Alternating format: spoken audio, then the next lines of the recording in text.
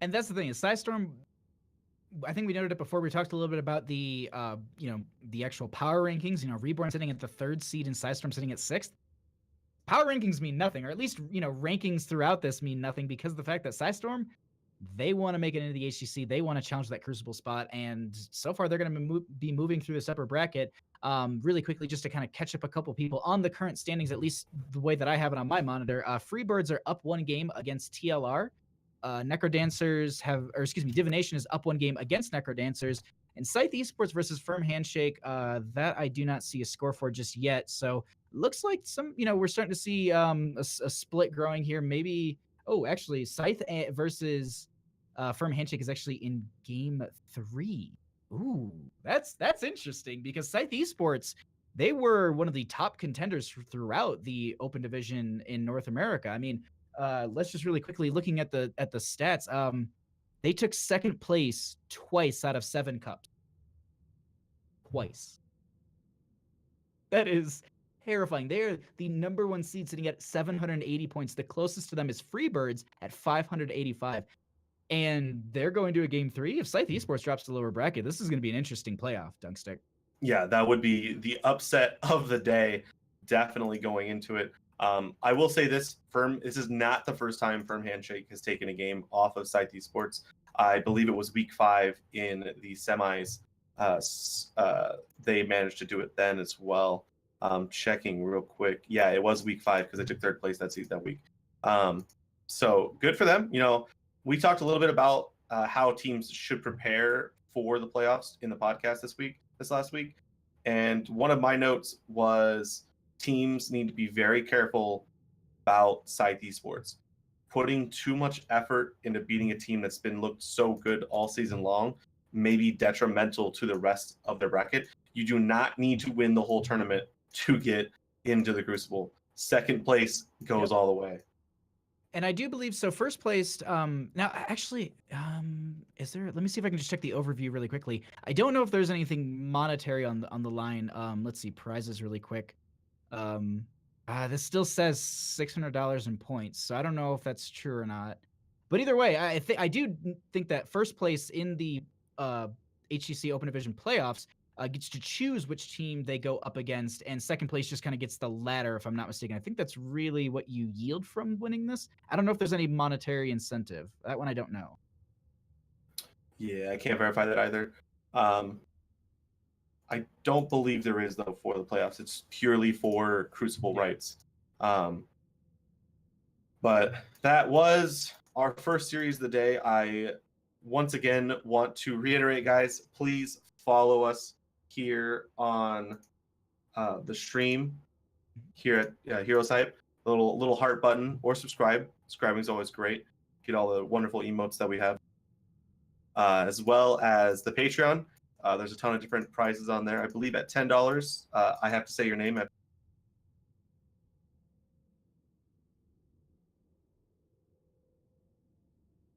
As well as all the money goes towards supporting our live events too. So they are really awesome. I believe we had an all-you-can-eat taco bar last year at BlizzCon, and it was delicious, especially at 10 a.m. at night after a very long day of conning. And I can imagine, yeah. Yeah, don't forget to follow us on Twitter as well as Snapchat and Discord. Make sure you join a Discord, especially if you're interested in playing in the Open Division. It's where you get all your updates first. They come out on Twitter 2nd, I believe. So Discord is the numero uno place to go. If you want to know what patch we're on, the quickest way to know is being in the Discord. Because I think that is the one thing that everyone wants to know the quickest. And so if you ever want to know, if you're ever playing in the Open Division, you're like, man, wow, what patch are we playing in this week? You can go into the Discord, and there's even commands that actually you can say patch, I do believe, with exclamation point in the Discord, and it will tell you you're on Tournament Realm this week. So make sure you're practicing that current, that patch in your scrims and everything. So that information is provided for everyone. But at this point, I got to say, I'm so excited about this playoff. But I do believe we are going to take a small break in between these series here. We're going to get set up for the next matchup. I do believe we are going to be casting the 2 loser brackets first round matches tonight. So we'll be casting. If you are seeing the bracket and you want to check yourself, I do believe there's a bracket command in chat. Real quick, we're actually not going to go break. We have a game readied up. Let's do it. We're going to join this lobby. It looks like we are going to see Firm Handshake. No, this is Firm. This isn't. No, for the third game. We're actually going to cast the third game of Scythe Esports and Firm Handshake. And it's just sneak into their lobby just in time. It looks like they are on Cursed Hollow. Once again, this is game number 3. So it is 1-1 Scythe Esports versus Firm Handshake. I love this. I saw some things happening over in our chat, and I was just like, oh, they must be just talking about some other things, and so I didn't notice it. And then all right, well, we're gonna be skipping that break, perfect, and we're gonna be going right into this game. And this is really, really exciting because, well, we'll find out if Firm Handshake can knock the number 1 seed down into the lower bracket, continuing to prove that seeding really doesn't matter here in the playoffs. I mean, it does. I wouldn't say that. I wouldn't say that. It does. But at the same time, I mean, if you do want to talk about seeding and specific numbers here, Firm Handshake, they are the 8th seed, if I'm reading this correctly. Yeah, they are the 8th seed, and they're going up against the 1st seed. I'm just making a case for maybe it doesn't matter. But either way, we are going to be getting a great match here between these two teams, and I'm really, really ecstatic for it. Actually wondering, I think we're ready, seeing if the teams are ready. I think they were waiting on us, so little. Oh, okay. Trying to figure out what's going on right now. We'll just let them know that we're good to go here too. And so switching this over, let's see. I don't know. Did you note the map bans or anything like that? Sorry if I missed that. No, unfortunately, I think that we're gonna go. Okay. We're not getting that information because we missed the first 2 games. Oh, it's actually, I think it's up above. Cursed Hollow was picked by Firm Handshake. Firm Handshake won game 2. Game 2 was on Sky, and game 1 was on BOE. So at least we know that much. Yeah. And Towers and Dragons were banned. Okay, cool. So now we kind of have an idea of just what's been played so far. But Cursed Hollow to round out a best of 3 and being in a game 3, I think that's a really, really good place to take the enemy team and either, out macro them, out objective them, or even just out brawl them. I mean, there's so many different ways you can play Cursed Hollow. Yeah, no, this is a map that can go any direction. This is the easiest map, in my opinion, to surprise the enemy team. Year in, year out, in HGC as well as the Open Division, this is where all the weird compositions happen. The Abathur Dahaka combo, the TLV Sylvanas, the Abathur Illidan. There's so many different things that can happen here. There's no calling it until we see the draft. I think I was casting Gilly Sharks, and they did like an Abathur Dahaka, Stukov Samuro, and Muradin or something. I can't remember. But it was supportless on Cursed Hollow, and they had the global aspect. They had Samuro, which basically just camped and jungled the entire time, and in the later half of the game actually had a decent amount of burst. But we actually get Dahaka and Abathur being banned out by both these teams. Neither of them want to deal with either of those global aspects or pressure. And I wonder if we get an early ban onto the Hanzo. I mean, I personally prioritize Hanzo very highly on this map with the double boss control, as well as vision provided from the Sonic Arrow and the poke out from Scatter Arrow. We actually see a Genji ban, which could be a setup for a Hanzo pick, getting rid of his. I don't want to call him superior brother, but I mean, let's be honest. In HOTS, Genji is definitely the superior brother. And then we're actually going to see the Medivh gone as well. Not wanting to see any of the really funny stuff. Scythe and both Scythe and Firm Handshake saying, let's play this a little more meta. Deckard once again, first pick. Wow. I haven't seen an ETC first pick in a long time.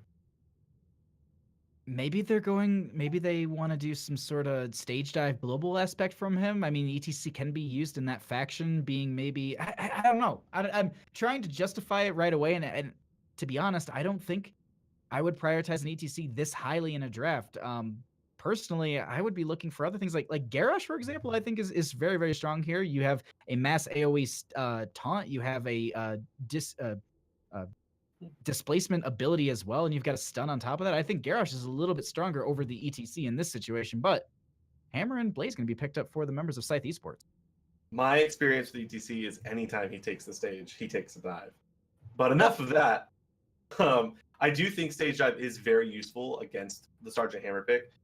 Blaze, the bunker, is extremely useful for getting your hammer out of some sticky situations. We're going to see the wall band side of Firm Handshake. They don't want to see that really easy getaway of the Earthquake drop and run type play that we have seen with the Sergeant Hammer. Hanzo, has the range, can definitely poke down the hammer, but it's Deckard. The healing potions never stop. This is going to be a very difficult game. We're going to see Zeratul ban. Yeah, that's why we saw the Genji ban. They don't want anything that can just kind of stick to hammer and make her life that much harder. Scythe Esports going all in on this.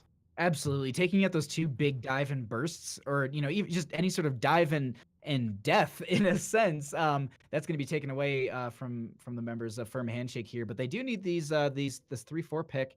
Gonna still need a support as well as a solo laner and a little bit more damage, but that will be the Li Ming and a Yrel being picked up. A lot of great poke coming out from Firm Handshake, but I don't know how I feel about this much range. Okay. There it is. The Lost Vikings. I'm a happy camper. I peeked over at the Blitz, the official stream for the Open Division, the first stream, and I saw that Necro Dancers is playing almost this identical comp that Scythe is playing now as well. And I was like, I hope we don't see a Sergeant Hammer in TLV. This is basically them saying, we're going to 4-man bottom, let our TLV soak. Yep. You're not showing a strong solo laner that can kill them, so they're just going to pray that Talking Trees can just kind of soak the other 2 lanes, not really worried about them pressuring down. There's no race to be worried about. And then they're going to 4-man and hope that they can just kind of slowly push down your towers while choking you out of the map. The other great thing to note on this too is the Zeratul bans. It's not only just the dive onto Sergeant Hammer, it's the blow up onto the Lost Vikings. They can easily be popped so quickly. But on top of that, they have this Li Ming who has these resets, and if Talking Trees doesn't get the play that they're looking for on these Vikings, and Jinx just continually bodies into them with these Li Ming orbs and these resets, this is going to be a 0 value Lost Vikings, and it's going to come down to execution and Dunkstik. I'm really, really excited to see both these teams execute these comps because there's high skill for one, and then there's just higher macro skill for the other, and I'm too excited about this. Yeah, and I'm gonna put it a little bit in the favor of Scythe Esports. They may be called the Lost Vikings, but more often than not, we see them as the Win Vikings. So this is gonna be. That is fairly true. That's a good point. But once again, guys, it's game 3, Scythe Esports versus Firm Handshake. On the blue side, we have Scythe Esports, Zane Hyde on the Tyrael, Zergling playing the Blaze, Talking Trees playing the Lost Vikings, then Tori on Deckard, and Nesper on Sergeant Hammer. And on the right-hand side, up 1 game as well, trying to make it in this upper bracket, we are going to be having Firm Handshake with Lex Luthor going to be on the ETC, Jinx going to be on the Li Ming, D-Steve's going to be on the Hanzo there. We'll have Vader going to be on the Yrel in the solo lane, and in the bottom, we're going to have Grizz on that Stukov. As these teams have split off in the lanes, they do not want to allow those Vikings to get any sort of early lead.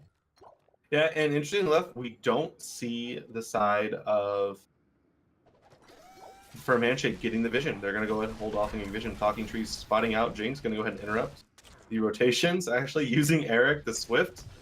Vader trying to push off Sergeant Hammer. Going to go ahead and walk away as he lets his team kind of soak it up. But look at that shield with the potion drops. It doesn't matter what D-Steve does. He cannot push that person off. They have the minions for soak. Nesper just sieged up. Already a tower down. This is what I feared. This is the Sergeant Hammer, nothing to threaten him. This is just such an excellent draft by Scythe Esports. I just don't see how Firm Handshakes overtakes them. It's one of those situations. I was actually having a conversation with my friend. He was like, when you're casting, do you ever look at a draft and say, oh, this team lost in draft? And I'm like, never really, because teams can always, it's a rubber band game. You can still outplay someone who still has technically a better draft on paper.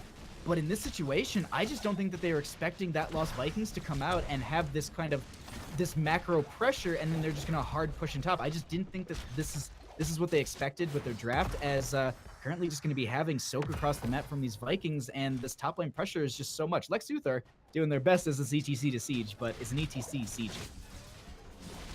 Yeah, and they're not going to get any value out of here.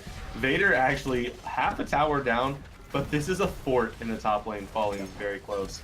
They're doing their best to clear the minion waves and make the tanks tank the turret, the fort shots, forcing Nestor then to take the poke.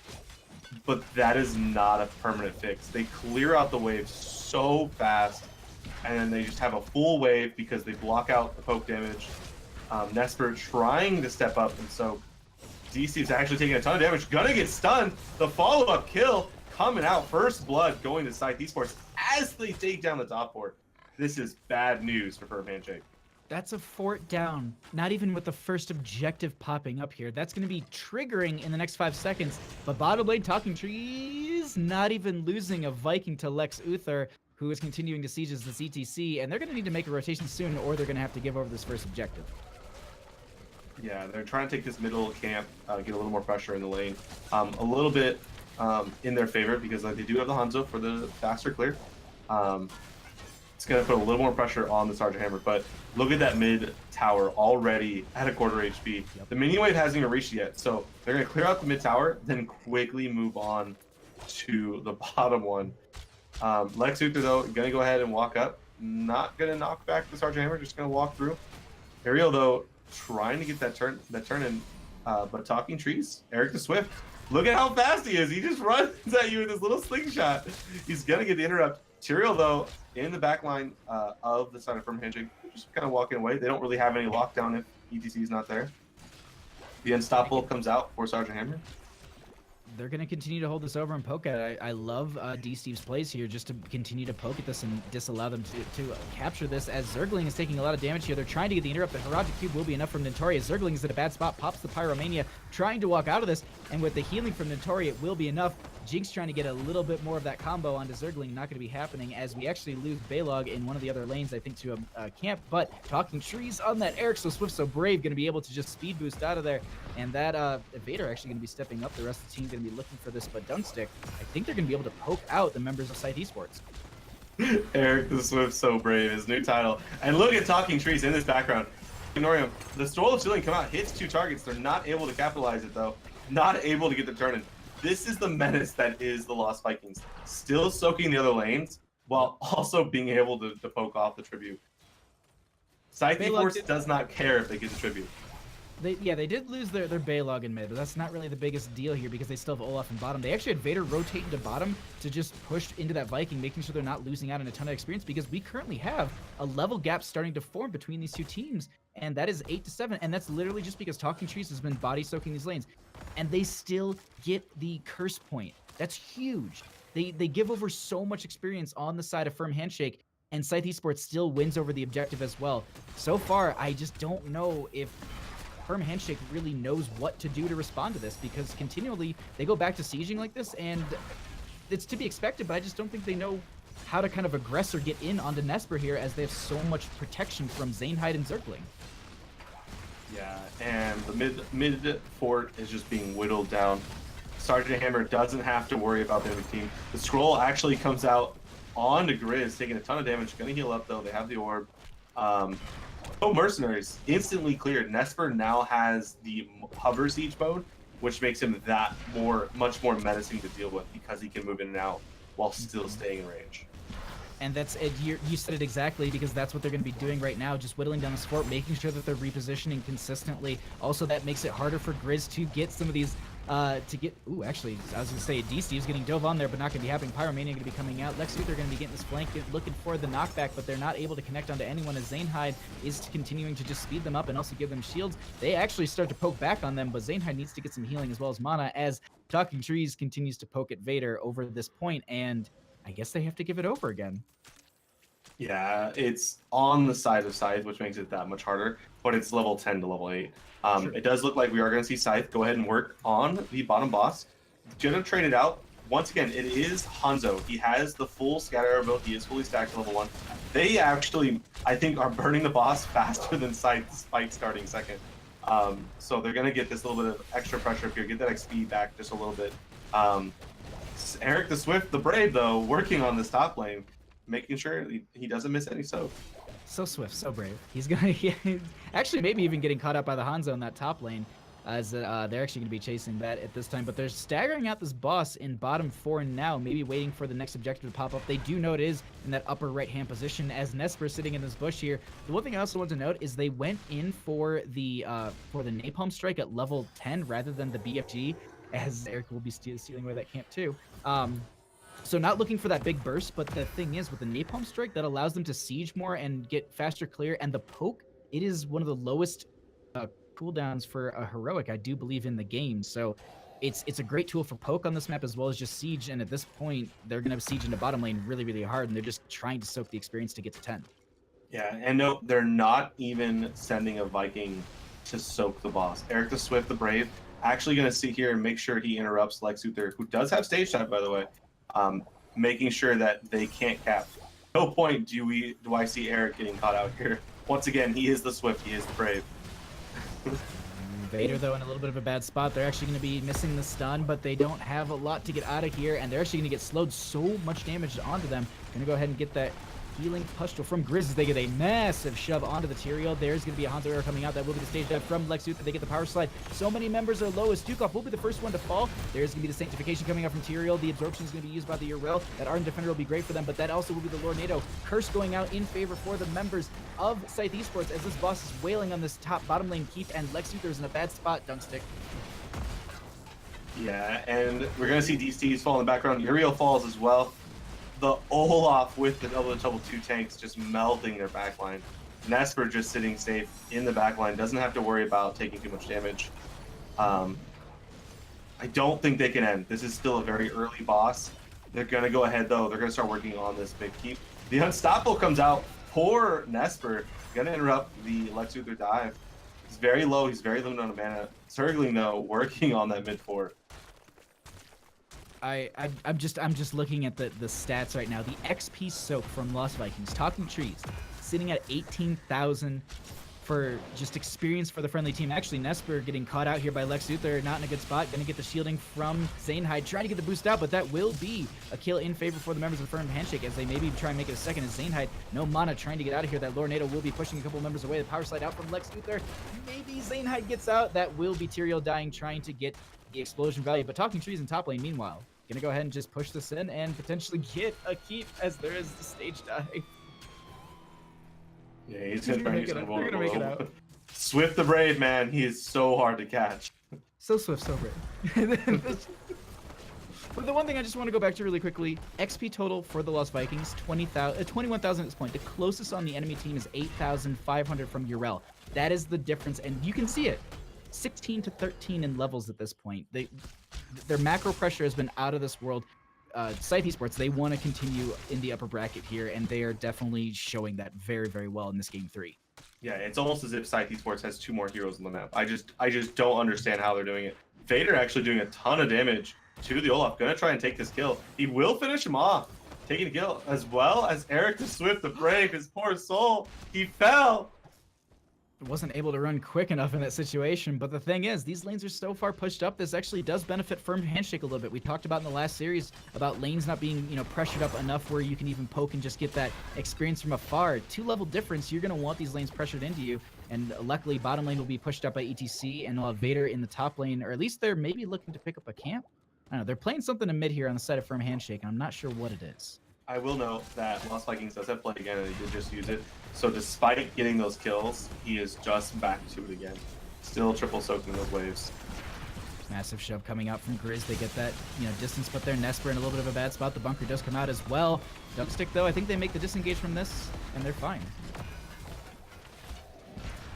Yeah, and that's actually really terrifying. I just realized they can have 7 people inside the bunker, and that's 7 shots of flame coming at you.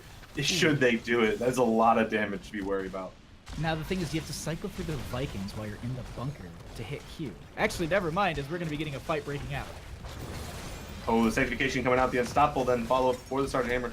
Scroll of Ceiling going wide. The Lord NATO not quite able to catch the ETC. Vader actually sidestepping it. That is going to be a lot of ultimates down for both teams, especially the playmaking ones, but no one falling on either side. And Scythe Esports just looking to keep on poking down this middle fort. They understand that it's a massive shove, pushing Tyrael halfway across the map.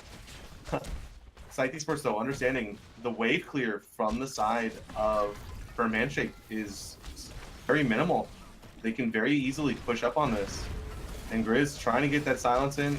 Vader coming off on the side. Zergling gonna get knocked back. The slide hitting both targets. The massive shove coming out once again. Zainhide, though, already had his sort of Eldrum to get away. And ooh, the Hanzo is going to go ahead and get the arrow at this time. That will be the stage dive from the ETC, but the Unstoppable is used. Lornado to disengage from the situation, and it's going to be just fine. Meanwhile, though, Eric in that top lane went ahead and picked up a curse for the friendly team. Continue to push up this lane, and they'll be able to make this disengage probably from Vader. But either way, that doesn't matter if you lose your Viking, because the rest of the team will be going ahead and working on the boss. And actually, oh, wait. Do they trade out bosses? Yeah, that's what I was just looking at minimap. Looks like they'll just be trading out bosses here. Yeah, but we do see Talking Trees take that bottom siege. He does have Bribe at level 1, fully utilizing his stacks to pressure that camp. The bottom boss, though, going to fall pretty much right afterwards, and that is a keepless bottom lane. This is the best opportunity this early on for the side of Scythe Esports to end the game. They can very quickly run down mid and take the fort, but it looks like they're going to go ahead and just make sure this bottom lane is pushed in as possible. They're going to work to take the game right now, 13 minutes in. Yeah, Lost Vikings are notoriously the best thing to ever clear bosses. You just have one in the top lane to go ahead and do that. But they're not really worried about their top 4 at this point, because they have a win condition in mind, and they want to at least attempt with this, as there's the massive shove coming out onto Sergeant Hammer. They will start to dive in onto a couple of these members. Talking Tree is going to be utilizing Bailout to move in. I wouldn't be too surprised to maybe see Play It Again coming out, so they can at least have all the damage from the Vikings, but this is still going to be a stage dive out from the ETC, Sanctification from Material. They're trying to move their way in on this, and they're doing a great job of just disengaging and slowing this down. Knockback coming out from Lex Luthor there was huge, but they're getting a lot of damage out at this point. Dunkstik, and if they can get a pick, this is going to be potentially game ending. Yeah, Scroll of Healing does hit Grizz. The Lornado coming back in, keeping the Stuke off in the fight. He is going to fall low. He is going to fall. Lex Luthor clearing out the boss. Talking Tree says play again. I think was actually interrupted, not getting both of his comrades back into it. It is now a 4v4. It always has been. But everyone is low on the side of Firm Handshake. Vader popping the absorb. ETC trying to get the slide in. Not going to be able to get away. The Scroll of Sealing ending his life. Zergling just pushing up. There's no healer right now for the side of Firm Handshake. They're just waiting to be taken down. And the thing with Sergeant Hammer is here, I noted this from the Napalm Strike. You can get that nice damage out onto that keep. They can continue to poke this here, but Zergling going to be stepping up. They want to get a kill. They're playing this so safe on the side of Firm Handshake. I got to say, they're playing this amazing. As Talking Trees will confirm the mid lane keep with that Olaf there, and they continue to hold over these lanes, and that is going to be catapult pressure in mid and bottom. And the thing on top of that is going to be curse in favor for the members of Scythe Esports. They haven't even allowed their opponent's Firm Handshake to even get a single point in their favor, and they get a massive shove from Grizz onto the Hammer very far, but the rest of the team steps up and they confirm the kill onto the Super Dunkstik. Yeah, they push away the Sergeant Hammer, but unfortunately for them, Grizz is left in the open, not a beat away. DC is actually going to get by the Lornado. ETC then following with Stun. They're taking a ton of damage. Scroll of Sealing coming out, hitting 2 targets. Jinx did actually follow up, get a kill. Nesper now trying to get Nesper. The kill does come out. They do secure the kill, but that is 30%, 20%. A wipe for the side of Firm Handshake. GG. Scythe Esports taking game 3, succeeding their lead with an excellent game on Cursed Hollow. That was a awesome game to cast between these two teams, but Talking Trees showing us exactly, I think this is what we talked a little bit about this as we were, getting the lobby ready. That's the thing with Lost Vikings on this map. Taking someone to Cursed Hollow and last picking Lost Vikings, I think can throw anyone for a loop, and it really threw Firm Handshake for a very hard loop. So that means that the members of Scythe Esports, they'll continue through the upper bracket this evening, as I need to get the bracket over on my other monitor. But we will have Firm Handshake dropping to the lower bracket, and so they will be going up against, let me just refresh this really quickly and see. Necrodancers. Oh, wow. And so we have there's another game 3. So Freebirds beat TLR. So Reborn will go up against TLR, and then the loser of Necrodancers and Divination will be going up against Firm Handshake in the lower bracket, which we'll be casting a little bit later. So at this point, it looks like we'll be migrating over to a little bit of a break. But before we do that, we got to, talk to you about a couple things here. If you are enjoying the stream and you are enjoying the content here on the HeroesHype channel, please go ahead and hit that follow button. The support means a lot to us, as well as subscribing to this channel or donating bits really helps support the community. There are panels below on the Twitch page, which have the Twitter. There's a merch link. There's a Snapchat link, if I'm not mistaken. Yep. So there's a lot of social media you can check out down there. Definitely follow all those accounts. It's a really, really good way to keep up with all of the information in the Open Division. And the other thing to note is that there is a HeroesHype Patreon. And if you, I believe if you're donating, if you're supporting with $10 a month, Dunkstik has to say your name at the end of every podcast. It is now, and so if you want to hear your name at the end of every single podcast, that is definitely an incentive. But there's a lot more. Just wanted to make sure that you all knew about these wonderful opportunities to support a amazing community. But backing this up just for a quick second before we go into this break, Dunkstik, any kind of closing thoughts you had on this match? No, it was thoroughly showing the expertise of Scythe Esports. They lost that game number 2, which unfortunately we did not see, so we do not know exactly what happened.